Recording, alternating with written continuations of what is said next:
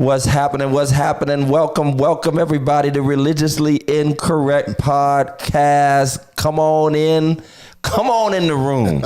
The waters are troubled and we want to see you. Make sure you hit the like button, share this, comment, tag somebody, tell somebody that we're here. This is the Religiously Incorrect Podcast, and we are brought to you by the African American Community Fund, established in 2020 at the Foundation for Appalachian, Ohio, supporting Black-led and Black-serving organizations throughout the 32 counties of Appalachian, Ohio. They're working to elevate the quality of life and address disparities in the Black community. You can check them out at appalachianohio.org, AACF, or give them a call at 740-753-1111. And I got to shout them out because we're getting ready to start our Second Baptist Chapel renovation project, restoring it to its former glory, in the African American Community Fund. Mr. Ernest Bynum, who is there top left in your picture there, provided some funds to help in that effort to get that 105-year-old building back up to snuff. So Elder Carter with the eagle eye has already noticed that Pastor Jeff is not in the building tonight. You know she's going to look for Pastor Jeff, but he is a little under the weather right now. So we have my man, my brother, the fit preacher, as we call him, Reverend Alfie Burch, Elder Alfie Burch, in the house with us, man. Sir. It's good to see you, Coach. Yes, sir. Yes, sir. Blessing to be here. Blessing to be here. Love it. Love it. Man, we're so glad. He stepped in when he heard that Pastor Jeff was sick. I reached out. He's here with us. We got a great show planned for you tonight. So y'all send up a few prayers. Pastor Jeff, Lady Tiffany, we all know it's that change in weather time. Them bugs are going around. Probably party too hard at Asia's open house or preach too hard in church today. One or the other. Amen. If I'm going to get sick, I want to do it preaching too hard, not partying too hard. Come on, somebody. But we're going to have a good show. Again, like, share, tag, and let's jump in the congregation. I call this First Things First. And what could be more first than in the history of our United States, the first ever president indicted and convicted on 34 felony counts. 34. Listen, threefold. And the crazy thing is, most of us were anticipating either a hung jury or maybe not all of the counts coming in. Right. And man, they said that in the courtroom, there were no cameras. They said they read through every count and they had to hear the word guilty 34 times. Gotcha. Can you imagine? No. Hearing guilty one time is bad enough. Yes. But having to hear somebody say you're guilty 34 times. Yeah. What's your take on this? And just starting with the historic nature that a president of the United States, now, we have not had a clean history as a country. Right. A lot of devious and dubious stuff has happened. Right. But never have we seen this before. First ever. Dave said he finally got 100% of the vote. Yeah. So what do you think, Reverend Alf, about seeing our former president, love him or hate him, be 34-time convicted of felonies? Well, I mean, he earned it. He earned it. He earned it. And, he definitely got what he deserved, I would say. But still, you got to be careful because I think with some of this, it's going to give folks a license to act crazy. Yes. I mean, to be real factual, he went right on camera right afterwards and was just, you saw the hotness on him because he changed colors a couple times. Couple times. Yeah, I didn't know if he was orange, shades, red, orange. I'm trying to figure salmon. out where he's at. He was right there. Little Lobster came in there. Maroon. So, I was like, well, he almost got to the ugly scarlet. Yes. He almost got there. Not this ugly scarlet, brother. Listen, and what you said about him riling up the base, one of my things is nobody's mind is being changed by this. Right. Nobody's mind is being changed, but people can become more extreme out of this. Yes. And I think in a way, his team was almost hoping, put it this way, like the elections where he claims that they're rigged, you can't lose. Right. Because if you lose, you say it's rigged. If you win, you say it's rigged, but I won anyway, and we beat the system. Yes. And so now they're in the same boat where if he got exonerated, it would be proof that they were out to get him, and they didn't get him, and the jury saw through it. But now that he has been found guilty, now that just becomes another rallying cry. Yes. And I was on Twitter, because Twitter is like the cesspool. I go to Twitter when I want to see the craziness. And to see how people were just turning this into near civil war. Yes. You know. Yeah, and you know it was an issue because immediately after his conviction, they raised more money. They went crazy. $52 million. It went the giving went crazy. Oh yeah. So like, hey, I might need to get convicted. Listen, 34. Hey y'all, somebody take me to court so I can finally get this building fund done. Yeah, not building fund, you know, because a building fund, that's a 20-year thing. 20 years. Yeah, that thermometer gonna be going up for 20 years. Not the never-ending thermometer. The building fund. Listen, the name's on the wall. Yeah, that's it. We got some. Buy a brick. Buy a brick. Every mega church pastor out there gonna be trying to get indicted now. They're coming after us. Well, some of them doing a good job already. some of them on their way. They beat us. Yeah, they beat us to the punch. Sorry, you just tell me the truth. And so Jeanette brings up a good point, and I want to shout out. I did not even bother mentioning it in worship today, but I probably will at some point. But Jeanette McFadden brought up a point, and I want to give a shout out to Dr. Jamal Harrison Bryant, who brought it up today as well. Now that a president of the United States has been convicted of a felony, and he is still eligible to run for president, yes. Is it not time to remove the felony box off of job applications? Wow. Is it not time to restore voting privileges to those who are felons, especially in states that are purposely restricting them, like Florida, for instance? They go overboard to try to restrict. If the standard is going to be that a felony, you know, does not prohibit you from participating at the highest level in political office, then how can you not let a brother from the hood vote? Or get a job. Pookie want to vote. Let Pookie vote. Pookie need to vote. Pookie got an opinion too. I mean, listen.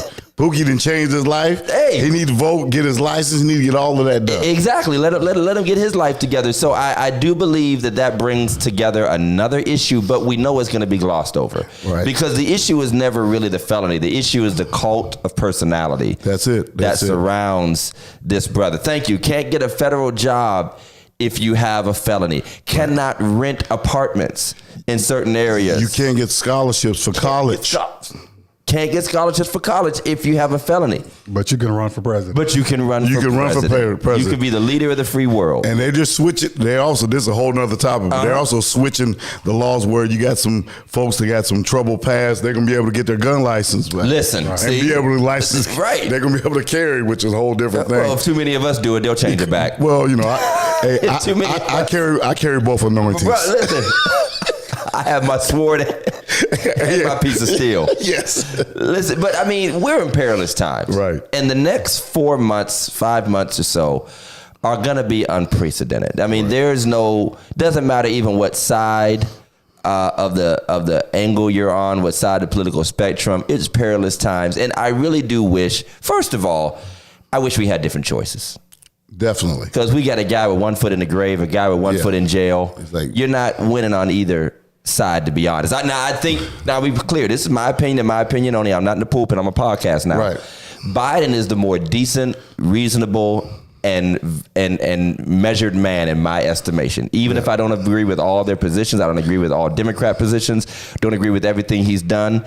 But I believe that if you wanted to trust a leader who's not trying to burn the world down for his own, ego's sake, I would trust Biden. And I'll be honest, I would trust another Republican. Right. Exactly. I would trust another. Give me Mitt Romney. I'm looking for one. I'll take Joe Manchin, who's now an independent, by the way. I am looking for one. Who's a Democrat turned independent, but we know he leans conservative. I would take a reasonable Republican over this clown and circus any day. Yes. I mean, that is a definite. I mean, not only his past is a problem, it's his future.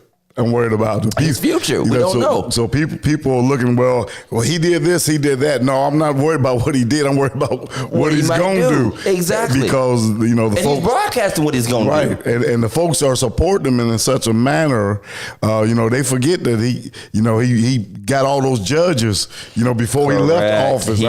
There's some things he did. He set it up some things. A historic number of judges. Historic. And as we can see, that's where the real decisions are made. There are two places where the real decisions are made: in the judicial system and in state governments. Come on. That's where the real decisions are made. Congress can only do so much. A president can only do so much. Local government, like me being a council person, can only do so much. State legislatures and governors and judges hold almost all the power. Right. And he has done a very good job of getting as many judges, as unqualified as they are. Yes. I mean, that Amy Coney Barrett came out of what, Harshman and Gravellis, or Misney makes them pay? Listen, I don't know. Is it prepaid legal? Yeah, she's a public defender, and they put her on the Supreme Court. So we have to be very cautious about what we're looking at. And the sad thing is, we will be cautious because we are people of decency and reason. But there's a whole other group of people who will not be cautious. Right. They will be reckless and radical and violent and extreme.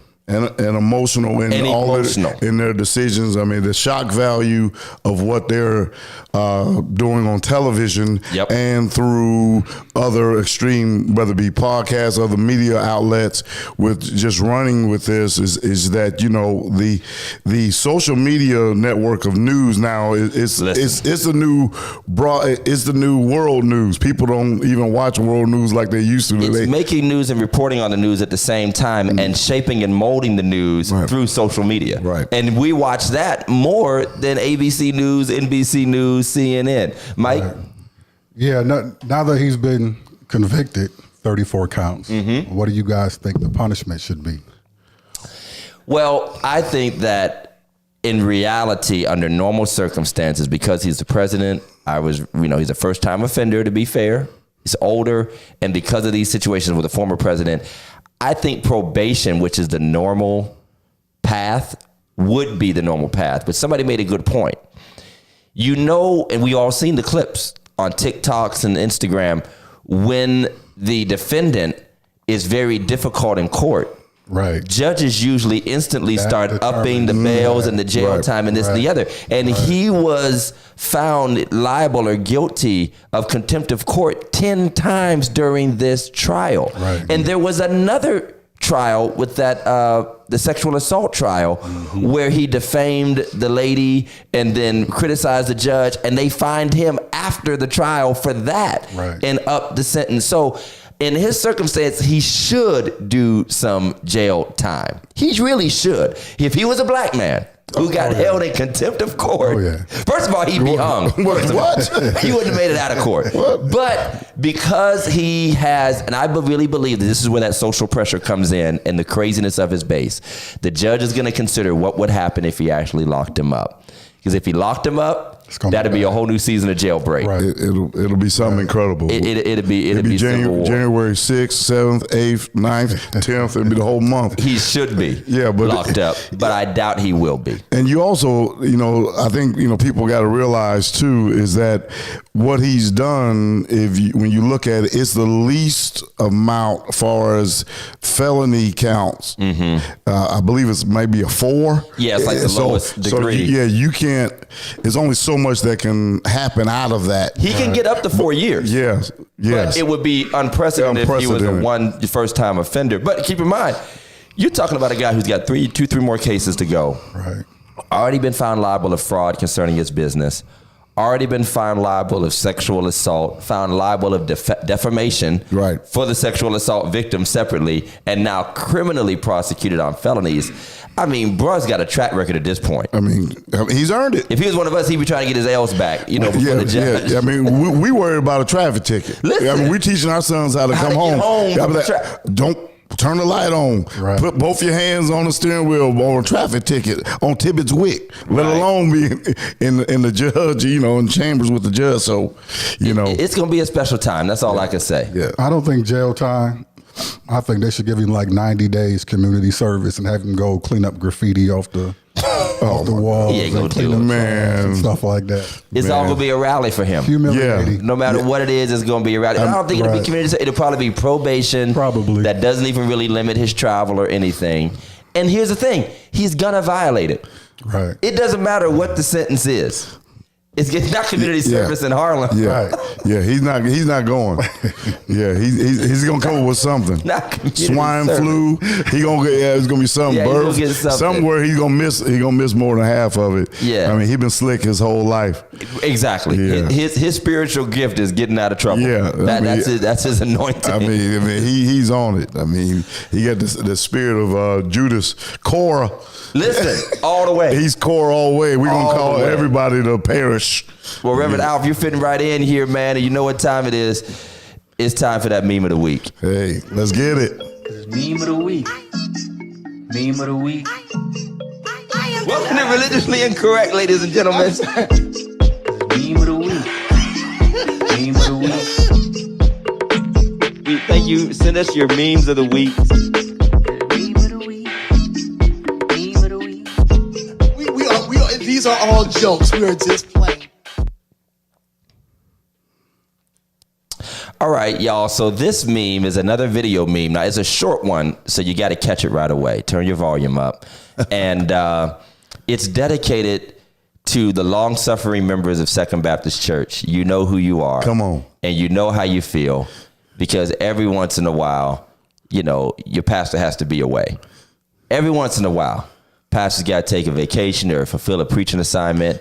And I've heard from several of our members, Mike, that this is how they feel when they pull up and they see my chair is empty. Uh-oh. I didn't wait on nobody. I didn't wait for That's it right there. Said I stepped out. That's when that excuse me finger go up. Listen. Yeah, they tiptoe. All of a sudden, I got a phone call. Yeah. All of a sudden, I got an emergency Yeah. at home. I didn't feel good. Right. Now, if you can relate to this. Now, sometimes I wish I could put a camera up, and maybe I'll have Mike do it next time I'm not in church and say, put a camera up facing the audience to see what their face look like when they see. Yes. That's it. The facial expressions and body language. Shoulder slump. They start gathering their purse up, Oh, pulling my- their phone out. Shaking the keys. Girl, this ain't right. Yeah. This ain't right. And it's so unfair because the minister that's there to preach, Mm-hmm. whether it's a guest minister or one of our staff, they're ready to give a word. Right. And the people are already so mad. Well, that, yeah. they don't see your car. That's it. They check the car. Listen, do you know how many preachers have to hide their car and park around the backside of the church? Because you don't. Yeah. That is it. I said next time. Yeah, that was Dorothy Norwood. Now, funny story about Dorothy Norwood. And I know where Sister Carter's going with this. We were both in the choir. We actually played for, and why does the co-host look like Private Knight? As long as he ain't living like Private Knight, we good. We good. Well, ooh, yeah. He'll be in concert. He'll be in concert this week, and he'll probably have more people come see him. See, Jason said we look for the car before we go inside. So I've decided the next time I have to minister somewhere, I'm probably going to leave my car at the church. Just leave my car at the church. Don't you pull a Kojic. Listen, don't pull the Kojic trick. Don't pull a Kojic. The old Kojic bait and switch. Pull my car in the front. Pull my car around. I just might have to do that. Oh, my So here's the goodness. story about Dorothy Norwood before we get into the main subject. We both were involved in Pastor Joe Walker's choir years ago. I played and Sister Sonia sang. And we had the chance to open up for Dorothy Norwood at, it was Standby Auditorium in Youngstown. And from the very jump when we got there, we knew something was off. And things had gone south with the promoter really quick. And I can say names now because I don't think they're around. But what happened was the promoter did a terrible job of promoting. This is over 20 years ago. This got to be going on almost 25 years ago. You still handing out flyers. Listen, Yes, if you little hand out cards. flyers the day of the event, Yeah, what's right? that? If you're still putting them out on Oh, cards, put at them on Walmart, cards. Yeah, that's it. You're not doing a good job. Yeah. So there was next to nobody there, and he didn't have anybody's money. and it was Dorothy Norwood, and I want to say the Jackson Southerners. Okay. And all I will say is that both of them were anointed in two different ways. Yes. Yes. Because both of them was packing and wanted their money. That was it. And I'll never forget, because I'm like 18, 19 years old, and this is my first go around. Seeing that side of the church. Listen. That's it. Seeing the backstage business side. That's it. And so first the rumor was, which was not a rumor, that some members of the Jackson Southerners had a little something in their guitar cases. Yeah. And they was looking for the promoter. Uh-huh. And then Dorothy was cutting up in the back. And I'll never forget, we had already opened up, and we were supposed to play for her. It was me, Carvel, Paul Caffey, I think Oughton. Oh, y'all was slamming. We had a band. Y'all was so slamming. we were supposed to be her backup band. We had learned the songs and everything. Man, we could hear her in the back fussing and cussing and everything else. And then she actually said, I'm going to do this song for the people that came out. And after she got done fussing and cussing, she said, start my music. Yeah. And she came out and sang Shake the Devil Off. Yeah. Sang it one time. You should have asked her, did it work? Listen, did it work? Did it work? Because you was holding on to him back there. And she sang it and walked right off the stage. And I'll never forget that night. But she has all my respect, because God knows what they go through when they have to trust somebody. Travel. In another city, travel there, and they don't have it together. Yeah. Got to pay their people. Yeah. I learned that real quick dealing with, way back, Pastor Heron, but now the bishop, he used to do a lot of concerts, but my Uncle Charles Heron. Listen. I mean, the legend. Can I call him Charlie Fox? Listen. The legend. He is the legend. Of bringing folks in. Yes. I mean, we're talking about from Orlando Draper to Donald Lawrence. I mean, we had K&K Mine was just, when they were just coming up. They just had socks and some sweatsuits. They got jumpsuits. Listen, well, that's what I'm trying to tell you, man. But yeah, them folks, they earn their living. I mean, So it's a different side, and it's gotten worse with all of the requirements and the riders and the addendums and the contracts. That's it, and for good reason, because we've said this before. Once you've gone through stuff like that, and you've been stiffed and stood up, or you traveled, or you lost more than you made to just go somewhere, you're gonna have your business right. So I give all the credit in the world, but God bless you, Sister Dorothy Norwood. You speak for a lot of church members who are disappointed when their preacher's not in the house. Not gonna tell you when the next time is. You might be disappointed. Just know that there's a word for you no matter what. Shake the devil off. Shake the devil off. Get your blessing. You know what? Some of y'all will miss your blessing because you think the only word can come from your pastor. Hey. And God might move in a way in your life that could only have come from that associate minister or from that elder who had a word just for your life, and now you blowing them off. Pastor, I will give you something though, because I've been on both sides, but as support for years and teaching ministers and others how to support. Listen, your job is to preach that word of exhortation. Yes, sir. And not pastor them. That's what you better preach, that word that inspires, that inflames, that ignites everything. And let me pastor them. You don't become the pastor because I ain't there. You in the second seat. There it is. There's a seat made for you. We might have to bring you back for a whole nother subject. A seat made. There's a seat made for just for you. And look, and people will love you sitting in your seat. That's a word right there.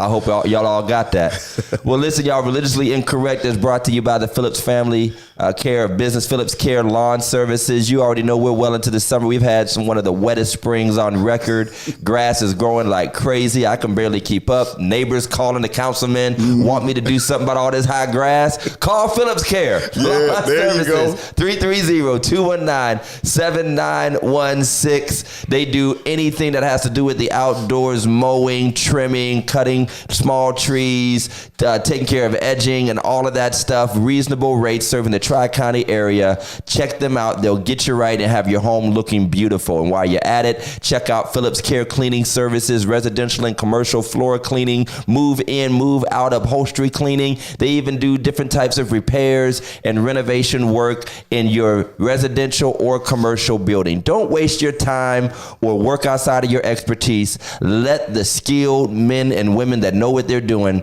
take care of your building. Call 219-7916 or check out Phillips Care LLC on Facebook and tell them Religiously Incorrect sent you. And while we're at it, we want to thank Action, the Alliance for Congregational Transformation, influencing our neighborhood. It is a collaboration of churches and community organizations who are organizing for different efforts around voting rights, housing, food insecurity, and any other issues that affect our community, including the recent closing of the Eastern Gateway Community College and ensuring that all of those students who have been left in the lurch will have a place to continue their education and finish their degrees. So thank you, Action. Thank you, Phillips Care. Thank you, Appalachian Fund, for being sponsors. Well-fit preacher. Yes, sir. You know, we had you on some years ago, and we were talking about bringing you on. So it was nothing but God that when Pastor Jeff got a little ill, I said, let's just call up Alf and see if he's available. You got it. Because the first time we talked about family and church, and we even threw some sports stuff in there, how we balance our lives as fathers with our kids and all of that. And here we are now. Come on. With 14-year-olds and 15-year-olds, you know, they're ready to go into high school. That's it. And we are still in this journey of balancing our faith with our families. We're trying to lead our children. You've got 3 beautiful children that have excelled not only in sports, but more importantly in life. They love God. I was proud to see your daughter Faith, who worked at, played and went to school at Cleveland State, is now at YSU pursuing her master's degree and playing. Yes, sir. Elijah, who's played at Mount Union. Yes, and he had a phenomenal career there. YSU guy too. At YSU too. Yeah. And he's also done some things with encouraging other young people, reaching out to other young people. And now we got Asa, you know, he's right there with Elias and Ethan. That's it, man. And they're the next generation. Come on. You know, coming up. So what do you think this journey has been from where we were when we were raising our kids, 8, 9 years old? Now they're 13, 14, 15, getting ready for high school. What would you say now you're trying to instill in your boy? And I'm sure I can, you know, relate the things we're trying to get our young men and young ladies ready for at this stage in life. Well, you know, one of the key aspects of that's going to really hit all families is to have them spiritually and emotionally and mentally balanced. That's number one, that, you know, we strive to, you know, sports is the vehicle I've been blessed to use because of the background, but, you know, being spiritually, emotionally, mentally balanced to handle opposition, to handle disappointment, to understand the requirements that goes on to being excellent. Again, not necessarily in sports, but in life in general. Right. Because what we can teach the sport, but where we want to make sure we want them to excel in what it means to be a great person. Right. And that's, you know, that's where coaching is my ministry. And I see somebody repping the devil on there. Yeah, that's just Marlon Reed. For full disclosure, Reverend Alf is a Michigan man. Hallelujah. And even though we are in Ohio State country, I do give respect to, because we have had quite a few successful young brothers and sisters that have come through Michigan State. And you know what? Whatever path is best open to you, you know, and hey, if you putting all your ducks in one basket and thinking, you know, all your eggs in one basket and thinking that old state is the only way for you, and we're going to talk about that in a minute. Right. You better be open to opportunities, because it might be better than your preferred color. Than your preferred allegiance. You better have understanding. But I'm glad what you said about building character and setting up our young people for excellence in life and not just sport. I want to give a shout out to my brother Mike Ingram, who just did the Game Changers Leadership Summit, and that's where Faith was speaking. He did a great job. And that's one of the big focuses of the Game Changers experience is to build them beyond the sport as students first, of course, and then looking to careers. How will they impact the world? How will they understand how to manage themselves? He even had people come in and talk about contracts, and Lord knows, we'll talk about that in a second, how things have just exploded with NIL and endorsements and all of that. Yeah. But if you don't have math skills and you don't have good comprehension skills, you'll sign on a whole bunch of stuff because Uncle Bubba told you, they got a deal for you. Yeah. So we want to build character in our kids. But the crazy thing is, we're living in a world where good character is such a low value. You got it. And when we are putting our young people in the sports world, and let's be honest, even the church world, they see so much. Right. And they hear so much that flies in the face of what we're teaching them. Right. And I had an incident just last week.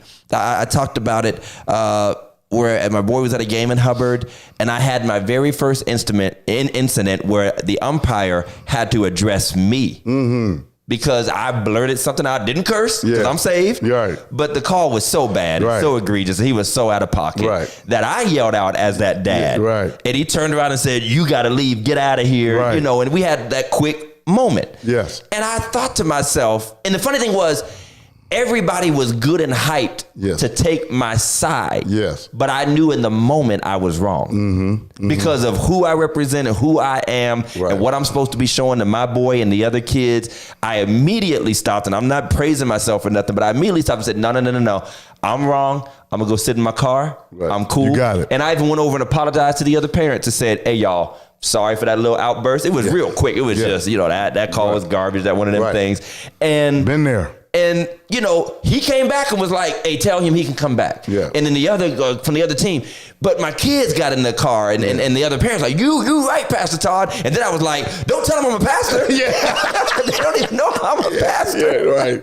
But, and Sister KK, now here's a joke. Sister KK, she's giving my joke back to me. I tell the saints all the time, if you're going to go cut a fool out in public, do not wear your church t-shirt. Yeah, that's it. Do not wear your church t-shirt. Yes, it. Cussing the waitress out. That's it. Cutting up at Walmart. Yeah. I did not have my church t-shirt on. But I remembered, and I even told my children, I was almost in tears. They're like, "It's okay, Dad, they were wrong." I was like, no, I was wrong, no matter how wrong they were. And I told them, I want you to see in me when times are difficult that character still matters. It matters at such a high rate because, even on the sports side, Pastor Todd, I teach kids this from the time they're 4, 3. I mean, had those guys, little guys, until up in the high school. Right. And I've been blessed to have, my hands in molding so many of our young people in our community over the years. But, I teach them, if you want to see it, listen, character win championships. Your athleticism can go so far, you can go to the pros. Right. With a low character. Yeah. You ain't gonna win a championship though. Wow. Because what happens in the time of getting to the upper echelon, you have to go through some adversity. Yes. And you can see somebody who have excellent talent, but sometimes, that narcissistic thing steps in with them, and they're going to get theirs regardless of how it affects the team. So, us teaching character in our kids, it prepares them because at some point in time, they're going to walk like I walk right now. They ain't gonna be able to get up fast, and so you better be a high character guy for your life. You can't out dribble and out tackle character. It's gonna be there, and it only gets worse because as they get older, people become more cruel and unforgiving. That's it. Fans, little pressure, little trash talk at 10, the little loudness at a field at 11 and 12. Yeah. By the time you get up to high school and college, when you become a pro, so many clips and videos we're seeing of the things people say to pro athletes, from the sidelines, from the stands, and triggering them, trying to get under their skin. And really, that person in that seat really ain't got nothing to lose but being asked to leave. Right. But that athlete you got millions. Could lose a contract, could lose endorsement. So much. And some of them have had success. And then they go too far into this life where now all we're going to remember you for is how much you acted up, Draymond Green. Yeah. And people like that where you will become known more for your antics than your athleticism. And that's it. You'll become known more for your controversies than how good you were. And we want our young people to understand that. But to be honest, those of us who are adults have to also model that. That's it, right in front of them. In every area of life. When we're in church and you things better be don't coaching go at our all way. times. You better be coaching and leading. Coaching at all times. At all times. That that's one of the big things again, holding our young people and everybody around me. I mean, it's probably very annoying with people, but as I hold myself accountable, like you hold yourself accountable, even in that instance, I've been there at heated moments with my kids or with teams I have, and we're blessed now. If you want to see a debacle, you travel. My son Asa plays on a shoe circuit. Listen, and we're talking. There's only 4 shoe circuits in America. You're talking about Nike, Under Armour, Adidas, and Puma right now. And you're talking the most egregious, aggressive parents fighting. Almost every, the cops I got it on film right now. That's insane. Folks, they fighting over calls and parents. And, again, that model of us as high character people. And again, also teaching them that balance. I tell a young person, this young man or young woman, it's hard. But I'd rather it be hard for me, and I'm telling them in love. I say, I don't care how mad you are. They'll be, I'm mad. I say, I got you. I don't care how mad. You need to be balanced and understand, and let me teach you. You may not get it at the house, but hear what I'm saying to you now to bring you back into balance so you operate with understanding and that you're not governed by your emotions in every instant. And you're absolutely right with that. I was just talking about that in a service. Matter of fact, it was the one clip when you talk about preaching clips that I wanted to pull out, not the hoop and holler and stuff, but the part I was talking about stability and how we don't value stability as a people and what that word balance, whether it is faith and family, church and family, going hard on the field and knowing when to turn it off when you're outside the lines. Like, how do you value that stability in a world that celebrates extremes? We want people to be extreme all the time. We want people to be this dog. I'll never forget, was it Kellen Winslow who had the rant? I'm a soldier. I'm a soldier. I'm a killer. I'm a no, dog. I'm a this. And it kind of ruined him. But to be honest, I felt for him because that had been drilled into him. And then when he exploded on camera, being that dog and that soldier that they molded him to be, because they're making money off his back, the schools are succeeding off his back, the pressure is on him, and we have to raise our children. They see us, we're pretty well-known people in the community, so we're always, I know your children feel the same that my children feel. Everybody knows dad. Everybody knows his name. You can't walk in a restaurant or go to the mall without people speaking. So everybody has to be on all the time. But we also have to be balanced people in our lives, which means I'm on and I'm saved all the time. But I'm preaching and hooping and speaking in tongues everywhere I go. My balance and stability as a believer, as a Christian, has to live out in normal ways. That's it. Let me just be nice, be kind, be polite, make sure you're straight, leave you alone, take care of my kids. And I said it today, I said, stability can be boring, but it's what builds you. That's it. It's like practicing. You make that boy go in that court, shoot those foul shots over and over again. It's so boring. And it's boring until that last championship game they were in. Until you need it. And he was able to drain 2 foul shots. Until you need it. It makes sense. So it's like we push that into our children, but at the same time, we're pushing against the society that is pushing against that. And go back to what we were saying, because those of you that don't know, and he just mentioned a little bit, Reverend Alf is a successful athlete, former athlete himself and coach, and all 3 of his children have operated at high levels. So now he's in that world we talk about. And I'll be honest, I kind of hate it. The travel AAU endorsement leagues is incredible. It's the path, and we want our children to have opportunities, and I'm balancing what I want to get mine involved in. But you talked about the extreme money. It's incredible. There's extreme there's extreme stakes of people based the aggression is incredible. Their 7th and 8th grade kids' futures off of this experience. So talk about what it's like navigating that with Asa. You've already been to that with your other children, but talk about navigating that world, this new AAU dominated, endorsement, tournament dominated world that we're in. Well, it is something to behold. And I always, I tell parents this, and I tell them it truthfully. There's levels. Yes. To that process alone. Yeah. To where you say, oh yeah, well, my son's in AAU, right? I got you. but there's levels to it. There's levels. The more money involved, the more aggression.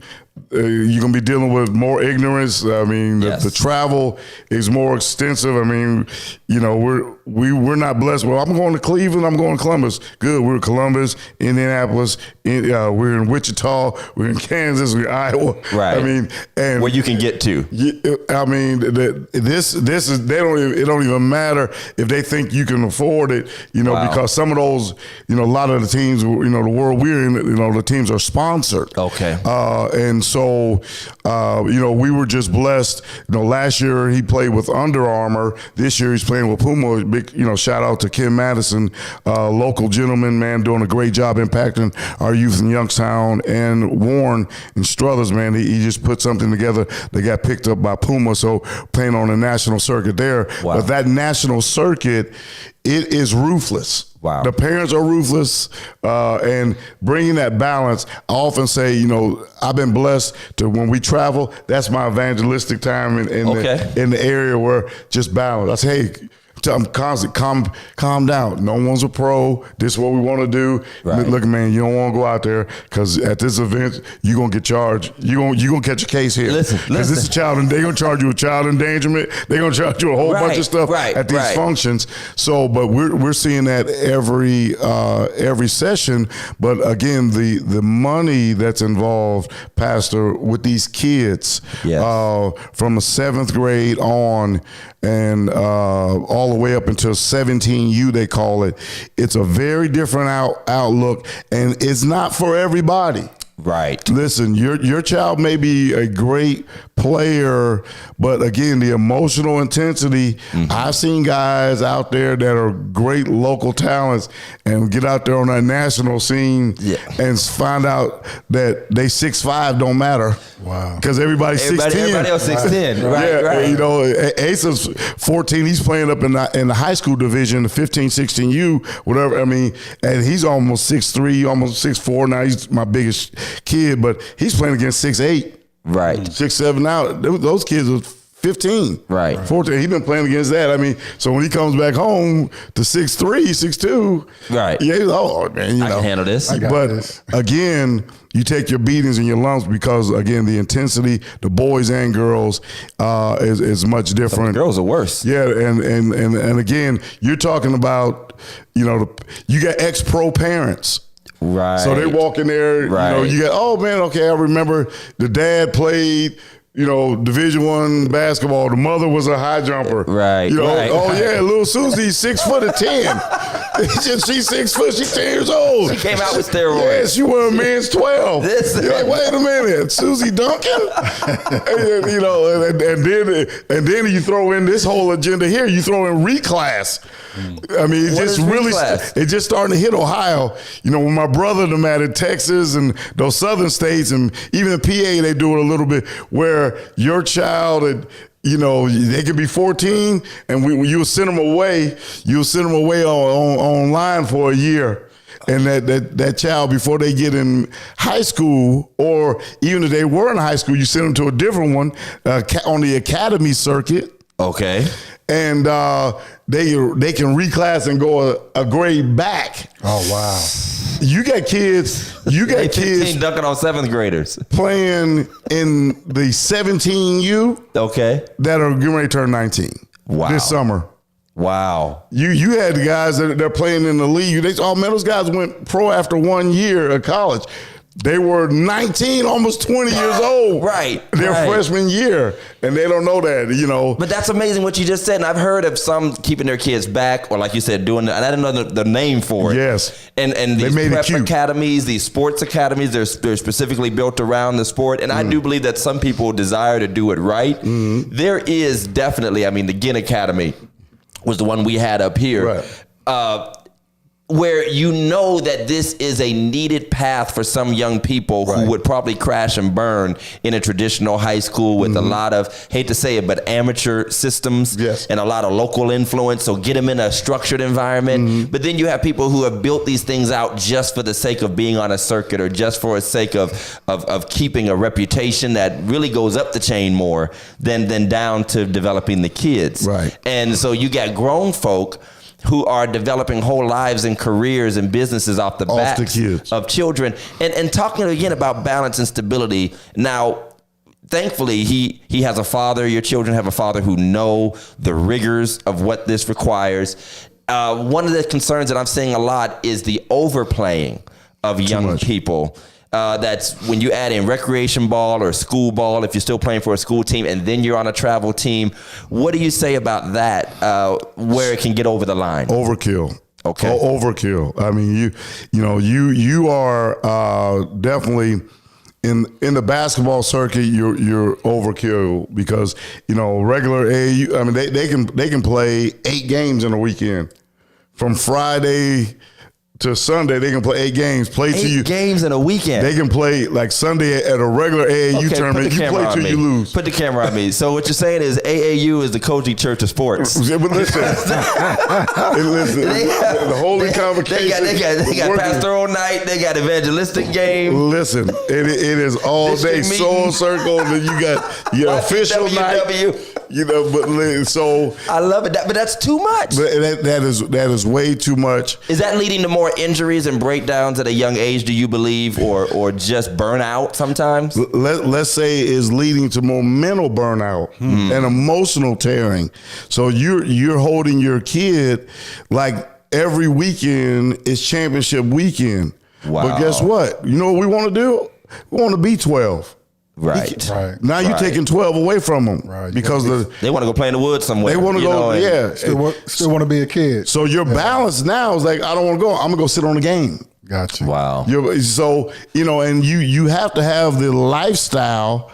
But again, you have guys who've built multi-million-dollar businesses walking around in shorts and tennis shoes, and you would have never knew, because their organizations are so big. They're running those organizations. And with the organizations, man, you got guys who've created the Walmart brands of tournaments where it's $50 a day to get in plus parking. Right. I mean, plus team fees, plus sponsorship, $500 a team. You got 700-800 teams. Second Baptist, I'm resigning tomorrow and starting the Todd Johnson basketball league.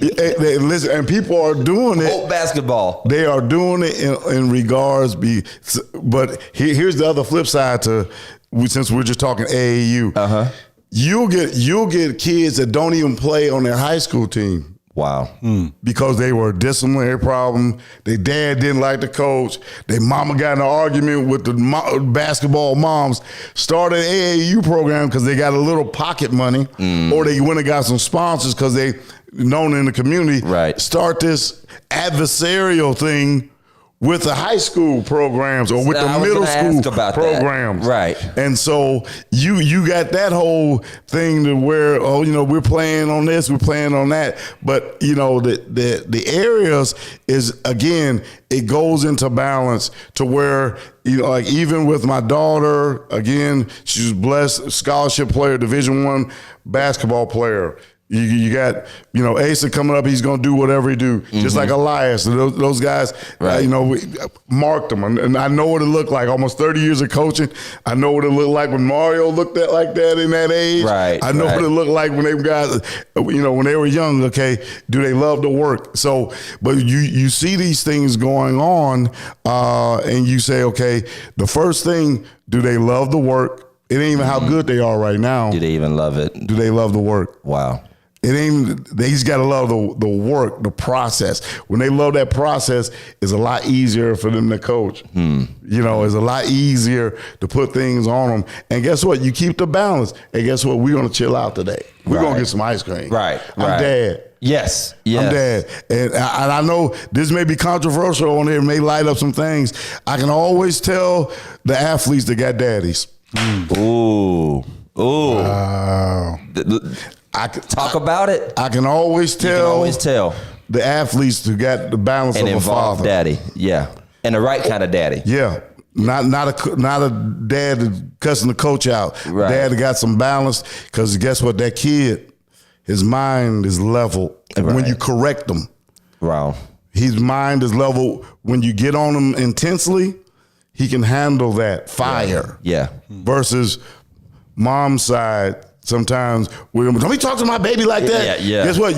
Your baby was acting up. He's Right. sitting. He need to be checked. Matter of fact, you take your baby, he gonna sit with you, both of y'all can watch it. Listen, both of y'all can fuss over there. Yeah, and I've seen something so interesting with both my boys' teams coming through the years, and thankfully there's one I can think of where the mother actually appreciates it, where there's a young man, there's always at least one who's looking for a father figure, and not to be their daddy or nothing, but they're looking for a man He need a male. to impress or to get instruction from. Right. And there's one right now that just kind of looks back. How'd I do? Yeah. And I know that I can go over to that fence and say something, and they'll take it, and you don't always get that. Right. Because a lot of times, like you said, you'll get the fussing mother, the kid with the attitude, they want to buck at you because they're used to ruling the house at 8 and 9 years old. Right. So they're not about to go into no dugout and let no stranger tell them what to do, or on a court side. And I wanted to talk about that balance because as ministers, of course, and community men, as much as these opportunities exist, and it's across all levels. I mean, it could be a cheer competition, it could be anything.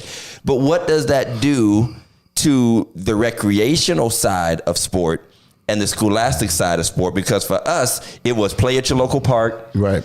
And maybe if your team's good enough, you make it to like a state tournament or the you're Little gonna go to League. the All-Star, you you're gonna get up to the travel, All-Star for right. a little bit. Now But it's that only lasts for a minute. Now it's everywhere. Now it's just you start that way. You start as all. You practice through the winter. Yeah, that's it. Or you just tried to get to regionals or state. You know, football, basketball, track, whatever. And so now that suffers because a lot of the better talent, they have no need to be a part of the rec system because they feel like, why should I be with this kid that doesn't know how to throw a ball real well or learn the fundamentals? So now you have this, and then you're kind of losing participation. And if they're not to blow you up, but if they're good parents like you, then we lose good parents because they gotta traveling. They got to go with their kid to take care of them. So how do we feel like this affects community? When money has taken over, the world has gotten smaller. It's not a bad thing that our kids can travel. They get to see the world. They get to have experiences.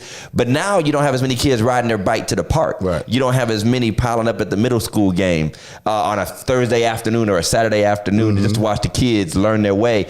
How do you feel that can affect, and how can we balance as a community a little bit better? And let's be, like you said, the AAU travel ain't for everybody. So how can we still create a robust and healthy system for those who are still, because somebody's still going to come out of a school. Right.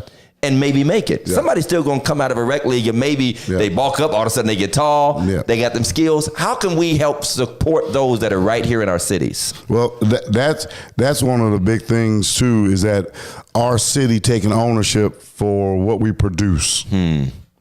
And us being able to do that, not in a, and again, it's the sport is second, third tier. What are we producing in the neighborhood? What is Big Unc doing? We getting older. We the OG, old real sports OG. I'm Unc now. You know, they can't even figure out. I know Burch plays something. I just don't know what he plays. Right. You know, because everything structurally have changed, body change and stuff like that. So, but again, what are we producing emotionally, spiritually, and mentally with our young people? And at sometime at the teenage level is not too late, but man, it has to be more intense. So we got to make sure we're getting them. I'm gonna say this: kudos to you for being a man of duality. So where you're preaching, teaching, and you're parenting, and you. I mean, this is a whole nother topic. I ain't gonna get it. You can't have unbalance because we preach it. Listen, because your first ministry is my family, is the house. That's right. And so being able to say, I'm at the game. That's correct. The church, I'll see y'all later. I'm going to the game. That came from my pop. Listen, I'm going and I'm gonna be there. Hanging last week's Bible study. You didn't show hanging up. on the fence. I'll be with my son. Yeah. And so being able to do that is something, again, if you got a little Tyshawn on your block and you the only male there that's teaching young men how to cut grass, go down to Burbank, let them see you. Yes. Go let them see you. Show up at the game. Even being a coach, man, working with guys, say, man, come on up, hang out, look, let them see your practice. Come to the game. Yeah. Matter of fact, I get your ticket, come to the game. Right. Yeah, come the right way. Yeah. Not this hyper competitive, we screaming at the kids. I was saying the other week, it feels like we are more against the other side than we are for our side and just for the kids in general. We don't even know how to say good game, good play to the other kid on the other team. Right. My boys hit a zinger and that dude snatched it out the ground. That's great. That was nice, bro. That's incredible. You know what I mean? But like, we got to bring that general positivity back. We become so competitive and toxic, even sometimes with our own teams. Yeah. We hate the coach. And then I'm asking this, Pastor, not the coach. I'm asking why. Why? Yeah. You ain't never seen it? You ain't never been there? You couldn't get out there and run You don't even know what it takes to stay up there. Yes. So when I tell you your whole let me be Coach Burch. Your whole emotional imbalance with your people, yes, is hurting them. It's hurting because they won't survive on a collegiate campus after high school. Matter of fact, they won't survive on a circuit. Right. And the AAU circuit, because they ain't putting up with it, because there's about 50,000 of you out there ready that can go get 20. Lining up. They won't do it in football, right, with 7-on-7, because guess what? You can go right over up the street up in Youngstown, and we ain't on our P's and Q's, can get mollywopped by one of them teams. Right. Right. And so let alone you go to Akron. Correct. You might not make it home. Why you talking, Mike? Mm-hmm. Real quick, we have an interesting comment by Jason J. Spencer. He does, yeah. So if we could touch on that real quick before we can get off. Now, for context, Jay works within the YSU athletic department. Incredible. My son works for him. Does a phenomenal job there, and he's talking about how the AAU circuit, when we say AAU, for those that don't know, we're talking about the tournaments, the travel tournaments, sponsored tournaments, the big leagues that are sponsored for younger, usually, younger to high school. And again, Nike can sponsor them. It leads to kids specializing in one sport as opposed to playing multiple sports. Now, right now, my boys, your boys, have also played multiple sports up to an age. Then you kind of figure out where their specialty might be. But you got kids locking into basketball at 9. Right. You know what I mean? And they're not working out other muscles, getting other muscle memory, or just other experiences, because some are, there's a different skill set, basketball, football, baseball, which is the 3 traditional. Major, we right. never did soccer. I know soccer's big too now, which is wonderful. But there is different aspects to go into all of them. Right. And I like the fact that my boy, in some ways, has to work with 9 other kids out there on a baseball field, and you might be the outfielder or whatever. Right. Or on a basketball field, a basketball court, it's just 5 others.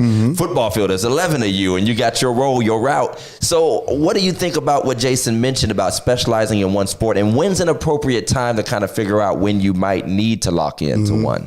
Well, I think, it goes into the child loving the work, but I don't think at no time a youth, before you get in, 10th, 11th grade, need to be specializing in one sport.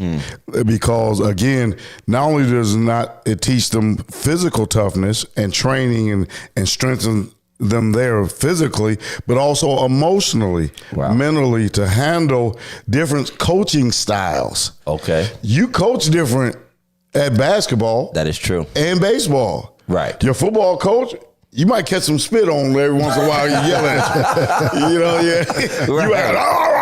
hear the graspy voice. Baseball, he just sitting on the bench with a pad. He's managing the game. Right. That's why they call they managers. They're managers. They call managers.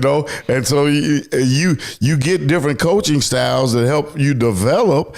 And again, also it gives you get acclimated to different kids. Yeah.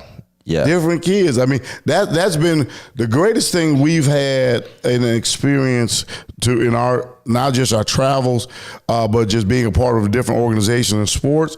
I mean, Asa, dominant sport. We can just use our youngest one as, well, my youngest and your oldest as an example. Asa, he cut his teeth being a great swimmer. Wow. He was one of the best young swimmers coming up in our area. Like 3 years ago. Broke record. I mean, they was like, man, when did you teach him how to swim? I said, man, YouTube? Talking about YouTube. And then, he's Salvation Army swim classes, just going to youth. Next thing you know, they had him on the swim team. He broke some records, swam, and then they wanted him to travel. I was like, he don't love that. Right. So we ain't gonna. But he experienced it. And again, that gave him confidence with other things. And if he had pursued it, which is something we need to think more about, because I'm hoping my boys love baseball. Oh man, I hope they do too. Because there's a lot more opportunity. There's a push to recapture black players. I'm going to work with one of my boys on catching because if he's a black catcher, and we don't always think as black parents, especially about other sports besides football and basketball, and we forget that there's a lot of opportunities and probably interest that we cut off the kid. It makes me think of the kid that loves the violin, but we want him to be a rapper. Yeah, it was like, that's corny. But if you would just let him play the violin, you never know how he could be. Right. And I hate to say it this way, but ain't that many famous black violinists out there? So if they learn to excel, there might be even more opportunities. There's a million wannabe rappers, just like there's a million wannabe football players. A whole bunch of them. So like expose them to different and let them explore what interests them. And here's the rep for us, especially as black dads, and especially if we were football, baseball, basketball dads, and that's how we grew up. Mm-hmm. We got to be willing to be uncomfortable with what we're not as familiar with. We don't know. If it can flourish, right, our child in a different direction, and we still can instill the same basic, character the work ethic, and work ethic and practice ethic that they need. And then we learn something too by being exposed. Yeah. Before we go, I want to talk because Reverend Alfie, again, he has 2 children that have come through the college circuit, and we've had a massive amount of change as it concerns recruitment. So these are words you might have heard but don't know what they mean. We have NIL, name, image, likeness, which means that players now can be paid as so-called amateurs. They're no longer technically amateurs. They can be paid by sponsors. Now they can be paid by schools. Mm-hmm. Just recently, decisions were made. That's right. Just recently, over $2 billion is going to go out to college athletes and some former athletes, and some former players as well. Yeah. And they can be paid directly by schools. This is another word you hear a lot, the portal, which means that you can transfer between schools more easily. They're giving you more years of eligibility. You got some dudes been in college for almost a decade, going into their 7th, 8th year if you include pandemic years, and they got waivers, injury waivers, red shirt, all that. So those parents who think little Bobby is gonna, again, be that Ohio State, that Michigan boy coming out of a Warren, and they got to compete against the guy that's already in a college system that gets to transfer to Ohio State and Michigan. Right. Talk about the realities, parents, and I've watched you do the videos. I encourage you to follow Reverend Alf on Facebook, on TikTok, because he does some informative videos about the realities. And I want you to talk just briefly about the scholarships, D1, D2, D3, what parents should be looking for, or maybe advising someone they know to look for. Well, first thing, we can look at the numbers real quickly that don't lie. Numbers don't lie. Numbers don't lie. You might think I do, but numbers don't lie. You're talking about 7% of the nation's athletes are going to play any type of sport after high school. After high school. So that's only college. That's only after high school. Any type. Okay. 7%. Badminton. Anything that's all coupled up in there. Bocce. I wasn't expecting badminton, but frisbee. Anything. Forget the big ones. Right. Yeah, forget the big ones. Yeah. Okay, so you got 7%. So what you're looking at, and I coaching, I brought something to our team here in Warren. I said we got to be better than the 93. Okay, the 7% you ain't gonna reach, because those guys are going to be playing in college. It's 7% of, again, all sports, every single sport, it makes up 7. The 93 is what you compete against. Wow. So we got to be better than the 93. We want to win more games. Let's get 93. 93. Okay. So what you're looking at now is that the transfer portal is very, very real. It's massive. There's thousands of kids in there, not hundreds, thousands. In the college system that can transfer between colleges, for those that don't know what we're talking about, that means they can transfer. But you used to be pretty locked in and would lose years of eligibility if you decided you didn't want to play at a college anymore. Now you can basically jump like a pro can from team to team. They've just made it recently, as of last week, where it's unlimited. As many times as they can go every year. Wow. They can go every year. Okay, with some stipulations. And that's what our kids are. So you're, as a high school athlete, you're not the first or second or third choice of a college recruiter. You're not. Wow. They're taking, in basketball, they may take one dude. Division I, they may take one. From straight out of high school. Straight out of high school. Maybe 2. The big programs, your Power 5s, they may take 2 or 3. Your other Division 1, they may take 1. Like my nephew TJ, Division 1 guy, he's the only high school. My daughter, when she went Division 1, she was the only high school player they took. Okay? They're going to JUCO. Junior colleges. Prep schools, prep academies. Okay. Academies. Division 2 and 3. And they're plucking the best out of those divisions and conferences to go to the Division 1 level. Wow. And they're rated 3, 4, and 5 stars, just like they were coming out of high school. So player of the year in the Ivy League. Wow. Mm-hmm. He's now going to go play for Ohio State. 4-star recruit for Ohio State. Yeah. Wow.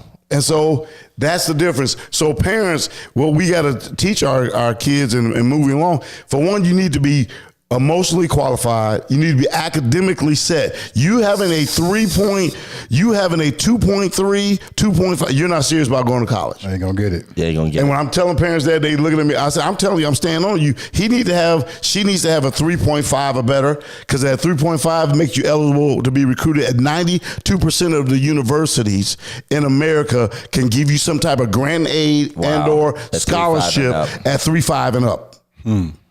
So we can go Ivy League that way. Right. And here's some of the precedents that we have a local kid who got an Ivy League offer. Wow. Offer from Warren G. Harding. See? Okay. You know, I told his parents, myself and new head coach, hey, guess what? That's your offer. Take it. I ain't put him out, no, not his name. But I said, guess what? That's the one. That's the one. That's historical. Right. You're African American. Yes. You want to be a doctor.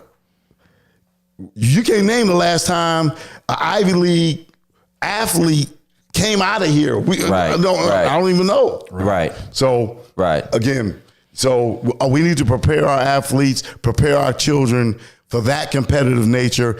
NIL is a whole different ballgame because, again, they're getting paid. Our local university where Jason works out, they do a great job. Right.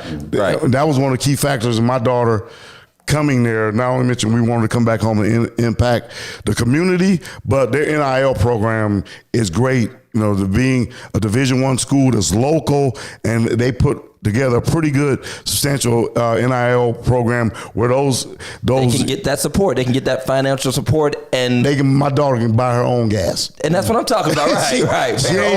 She ain't look to me for nothing because she's making her own money. And I think a lot of us are looking at only the few stars that we hear about these massive amounts, but the difference that can make in the life of a struggling college student or a family that's been, really putting it together to give their kid a shot, putting their lives on the line too.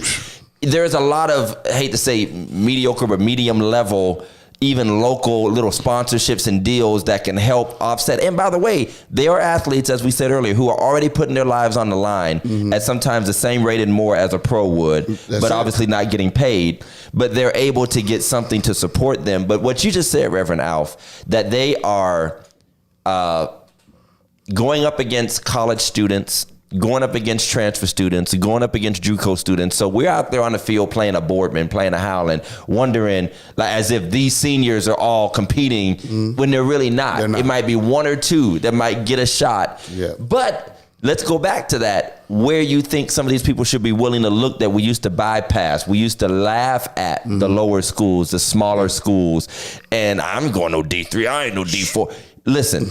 Let's talk about future stuff. Let's talk about scholarships, where some of these students need to be looking.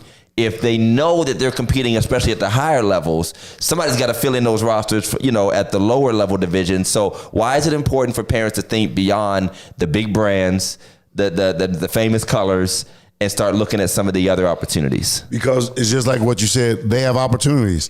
I can use my own family as an example. My son, who was on full scholarship at Ashland University on far as athletics and academics, had a full ride there. He got more money when he transferred down to Mount Union at a smaller school who didn't give athletic scholarships, but because he was almost a 4.0 student. Wow. We kept him academically on task because we knew that day was coming. This is, I have a thing, hashtag the blueprint. Right, yes. So the blueprint was, let's stay academically sound and elite. let's say, behaviorally elite, Right. socially elite. So when it's time to make a decision, okay, all of this work now makes an easy decision for the university. At the D3 level, they can give you other support. Okay, far as merit scholarships and other scholarships based on your academics. And there's some instances, again, like Elijah had, where, again, we didn't have to come out of anything. Wow. You know, and we're talking $40,000 a year. And it's handled. And so they said, oh, well, we have this, we have that. You know, African Americans, we have this, based on his performance already being put out. So we have to, as a community, look beyond, again, the brands, dig into what's the best opportunity and fit for our child. Right. Do they need more time to develop? So if you're looking, if they have some social skills that they may not need, they might need to be in a smaller university. Ohio State may not be the spot for them because it's 60,000. Michigan may not be the spot for them. Notre Dame may not be. The lights may be too bright for them early on. Wow. So they may need to develop a little bit more. They may need to develop more physically. They can't go to a Division I yet, because guess what? Their Division I means win now. Right. I can't. I'm gonna give you. I told my son and my daughter at the D1 level, you got about 15 months. 18 months if you got to coach this patient. At 18 months, if they don't see what they see, you're gonna be just a guy or girl on squad. Yeah. That's the difference. Division II level, guess what? We're gonna work with you a little bit more. Wow. Give you a little bit more time. Division III level, guess what? We're working with you. We know why you're here. We're gonna work with you, and you still can be a great player. Right. Yeah, but you got to win now at the upper level. I get it, Mike. So what's the downside of the NIL? Because you always have a good and a bad.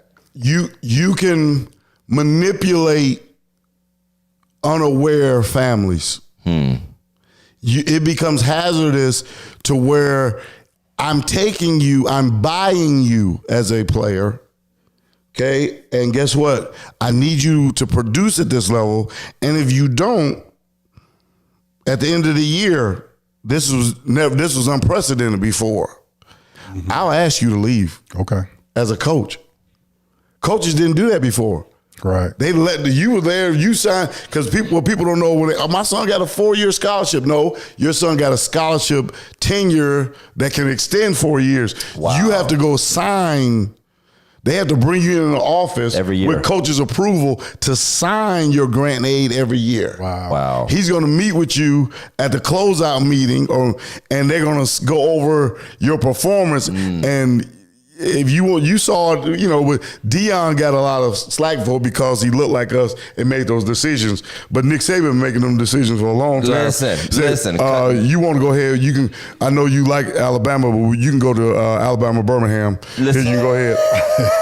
You can go ahead. You go Southern Alabama. This is you don't have to worry about any help you need, son. We'll get you there. We want to make sure you did it. Staying here. Yeah, we thank you for it because we got these guys that we gonna bring in. Yeah. Right. So you're up against it, and I agree. That's the bad side. And again, what you said, Reverend Alfie, is that these kids and their families are being moved up to a level that they're often not prepared for. If you can't handle the lights at Mollenkoff and the character on 4th Street, there ain't no way you're going to handle Ohio Stadium or Michigan Stadium or Happy Valley.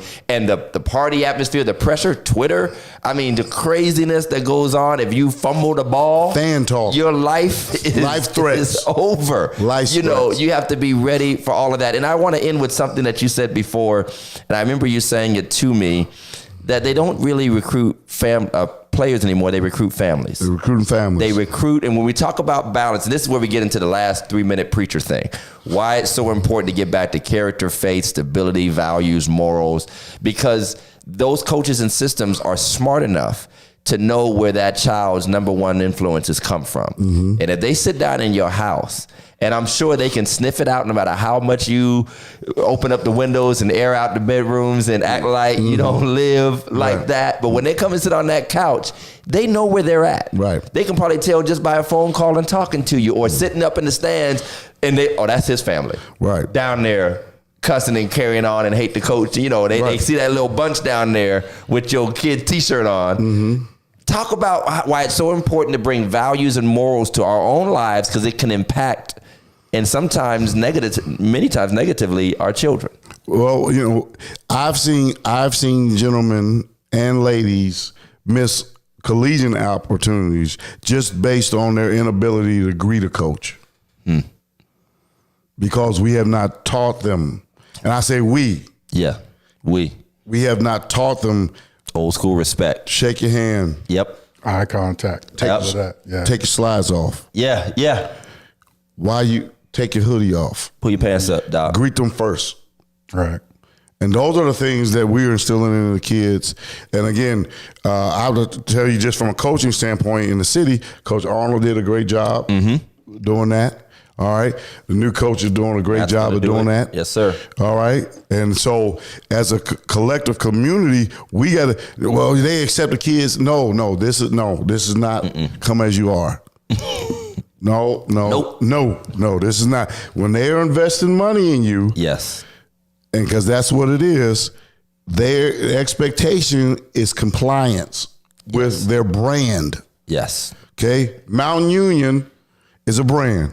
Yes. Small school with national power, it's a brand. Yep. You don't conform to them, or you're not going to be there. Yep. YSU is a brand. It's a brand. No matter, well, he had some troubles. Right. His trouble going to stop as soon as he put that hoodie thing on, or he going to be gone. Right. Well, they shouldn't do the kids like that. They're not kids no more. Right. Yep. And some of us push them into that just to make an excuse for them when they can't operate. And I say it even in my jobs class, because really what they're doing is like a job market. You're interviewing for a job and you're expected to perform like a job because everybody's answering to somebody. There's money on the line. The coach is answering to the AD. The AD is answering to the president. The president answering to the trustees. The trustees are answering to the sponsors and the alumni and the big dollar people. And so they don't hate your kid. Right. They just know that it's coming down the mountain if they don't get the problem out of the way. Pastor Todd, I told a young man this the other day who was going through something mentally, meeting the coach. I said, listen, man, at the upper echelon level, when you're talking about high level, Power 5 stuff, big money stuff, like you alluded to, alumni, border regions, all of this, the NIL market, getting stuff from, I mean, Amazon and all. Yes, you're talking about big brand stuff, Jordan brand, Nike. Yes. Guess what? Your bad day stops when you shut that door to the locker room. Wow. You can have a parent, you can have somebody in your family pass, you can have all that. You just leaving. I can give you an example. Listen, the number one thing, even back in the day with Maurice, it wasn't the issue with the money, is that they didn't let him come home to that funeral. Yep. I remember. Yeah. I remember. You got to remember, right? That still exists. Or you're not going, no. Right. We're playing, you got a game tomorrow. Right. Yep. Yeah, if you wanted that, you should have went to another school. Yep. We ain't that flexible. We ain't doing that. Yeah, no, we're not doing that. So that mental, emotional, that preparation. Yeah. You got to look at our neighborhoods, look at our kids. How many of them are prepared for that? Yeah. How many of our boys, how many of our daughters are prepared for that when they have problems listening to somebody tell them put their phone away in school? That's it. Very clear. You said something, and I want to end on this. If you go back, I might even share the video later. I shared it once already. Pastor Burch talked about protecting the investment, which means that if we care about these kids as much as we say we do, we want to have another proud son or daughter from the city, then when they are getting that opportunity, we ought to be behind them, not just cheering them on, but also making sure they stay straight, especially that in-between season when they're in that 11th, 12th grade season, and they can make a lot of decisions that could change their life for the good or for the worse. We better not be a part of changing their life for the worse. Right. If we're family members, hey, if you the weed smoking cousin, make up in your mind you ain't gonna smoke around that one that got the scholarship coming. That's it. If you that guy with the record and you hold the gun under your seat, don't let him ride in the car with you. Because at any given time, even if you don't intend for it, you're not trying to pull him into the game. game. That's right. But you're being reckless about what you have going on in your life and not realizing that he has something to lose or she has something to lose that you don't. A lot. And so we all have to do that. And that includes us in the ministry. We can't be hawks and, we want to snag on the boy that's tall and we want to make him the hero of the church and act like he going to come back and write us a check and all that kind of stuff. No. We have to treat them like other young people who need love and guidance and character and not treat them above what they ought to be, but also make sure that we protect them. And so I want y'all to give it up for Reverend Alfie Burch, Elder Alfie Burch, and give us some virtual love, some hand claps, some hearts, some likes for being with us, stepping in for Pastor Jeff, and giving us an excellent episode. Big Mike, how you want to finish up? Real quick. First off, Alfie, thank you for coming on, man. Man, love it, man. Brother. Love supporting the brothers. Yeah, me and Alfie go way back. We graduated the same year. Yeah. I'm not going to say what year. Listen. It's enough for us to have gray in the beard. Listen. We both got gray in the beard. They call us Unc. Right, they call you Uncle. OGs. Now, football star at Reserve. End up going to Michigan. Then end up getting drafted in the NFL. What would you tell the 16-year-old Alfie, knowing what you know now? What would you tell the 16-year-old Alfie? Well, I would tell him it's something that our coaches did tell us is that, man, play every down from an athletic standpoint like it's your last, because you never know. My career ended quickly with 2 knee surgeries and a foot surgery. Wow. Okay. I'm able to share story with guys who don't know me, which is fascinating because they weren't old enough.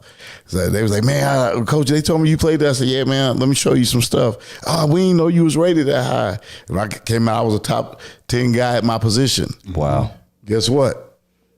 Foot, ankle, and couldn't perform. So yeah, play every down like it's your last. 2, listen, love your family, man. Love your family. 16-year-old Alfie was a little arrogant.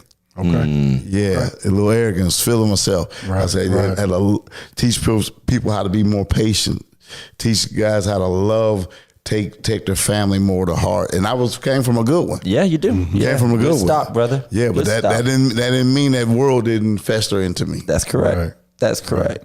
Okay. No, man, I love those answers. And you know what? I tell my boys all the time, and they sometimes it feels like it's young to hear it, but because they're hearing so many messages, I got to give it to them blunt too. We can't protect them. I said, you come from good people. Yeah. You might not see it right now. I hope you're looking around you at what some of your friends have to go home to.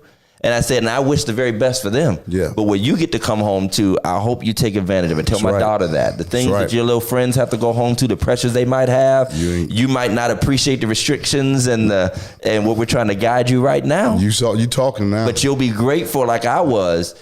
And it ain't about beating and whooping and forcing you in church all the time. It's just basic values and morals that don't exist. And, honestly, knowing Jesus and knowing God and knowing how to pray for yourself and knowing that people love you, that's paramount. Come on. And if you have that in you, there's no limit to what you can do because, again, when all of this ends, you still got to be a person. You got to be a person. When you're no longer the cutest little girl in high school, you're no longer the stud, when you're no longer on Fortnite, and you got to go be a person in the real world. And I want you to be a well-rounded, balanced person that represents your family well. And Alfie, I can tell you right now, you have done that. You have done that. You've been that brother. And blessed, man. The city appreciates you, even when they don't appreciate you like they ought to. Hey. We appreciate you and your family, the Heron family, the Howard family. That legacy is rich, man. Man, listen, I've been blessed. It's rich. Listen, I'll always tell them this, and I just want to give a shout out, man. My pops, so many of y'all don't know him. My pops really the OG, man. I know him. My pops, Alvin Burch. Alvin Burch. Listen, look, he was the guy. Like back in the day in the late 60s, he talked that talk, walked that walk. And listen, he said the Herons wouldn't be what they were athletically if it wasn't for him. He pushed them. They wasn't allowed. We was old school. We weren't allowed to play. Right. We weren't allowed to play. But he pushed on him. My dad, man. So shout out Alvin Burch, man, real sports OG. 73 with braids. Love you, Mr. Alvin. I see him all the time. 73 with braids. Yeah, Coolio. Yes, sir. Hey, y'all, thank you for watching. Hope you enjoyed the episode. I know you did. Be sure to like, to share it. Be sure to follow us on all of our platforms, Facebook, Instagram, all of our audio apps where the audio version will be posted up within a few days. Listen, we appreciate your love. We want to keep expanding the Religiously Incorrect family. If you would like to be a sponsor, reach out to us. If you got a meme of the week, reach out to us. But whatever you do, keep watching. So until next time, Reverend Alf, thanks for being with us. Man, blessings. Big Mike. Hey, Jeff, get better. Lady Tiffany, feel better. We'll talk to y'all soon. Sunday night service. Peace, y'all.